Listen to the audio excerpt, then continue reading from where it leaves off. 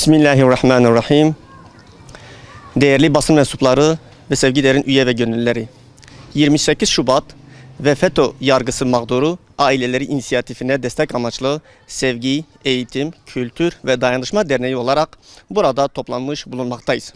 Yok eğer gömleği arkadan yırtılmışsa hanım yalan söylemiştir. O zaman bu doğru söyleyenlerdendir. Yusuf Suresi 27. ayet. 28 Şubat postmodern darbesi ve FETÖ yargısı mağduru ailelerin sıkıntı ve kederlerine kulak tıkanmış bir durumda. Biz 28 Şubat ve FETÖ yargısı mağduru aileleri inisiyatifine üye sivil toplum kuruluşu olarak af yahut yeniden yargılama istiyoruz demiyoruz.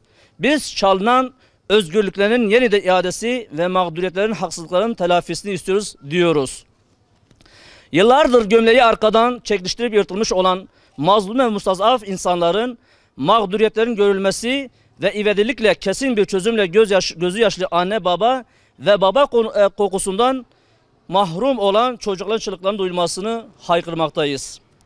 Bugün Müslümanlar özelde camide ders vermek, genelde ise İslam'ın izzetini ayaklar altına girmemesi, zillete tercihen izzeti seçip İslam yolundaki hizmetlerinden dolayı yıllardır haksız ve hukuksuz yere FETÖ'nün yargıçları tarafından Medrese Yusufi dediğimiz zindanlarda tutulmuş bir durumdadırlar. Ergenekon davasından yargılanan, peyderpey bırakılıp Türkiye'deki İslami cemaatlerin fertlerin İslami hizmet davasından dolayı hala cezaevlerinde inatla tutulması akıllara hala FETÖ yargısı zulümünün hatırlatmaktadır. Ey gömleği arkadan yırtılıp zindanlardan unutulmuş mazlumları duymayan yetkililer. Daha kaç yıl daha baba kokusu bilmeyen evlatlar bayramların cezaevi kapısına geçirecekler. Ey mazlumlara kulak tıkayan yetkililer.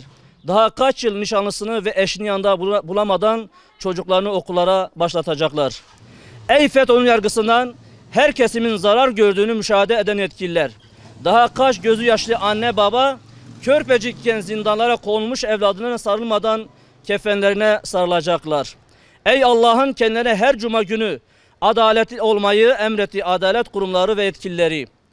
Daha kaç Yusuf toprak kokusuna, yeşile, güneşe hasret bırakanlarda gözlerini hayata kapayacaktır. Allah'ım gözü yaşlı anne babaların hürmetine, henüz tüyü bitmemiş bebelerin hürmetine, Fatımaların, Haticelerin hürmetine Yusuflarımıza sahip çık. Onların gömleğinin arkadan yırtılmış olduğunu sen ispat et Allah'ım. Yusufilerimize sabır ver. Onların bu izzetli duruşlarına karşı ecirlerini artır. Yakınlarına da sabır ver. Onları en yakın bayramda masum çocuklarına ve mübarek ailelerine kavuştur. Amin. Amin. Velhamdülillahi Rabbil alemin.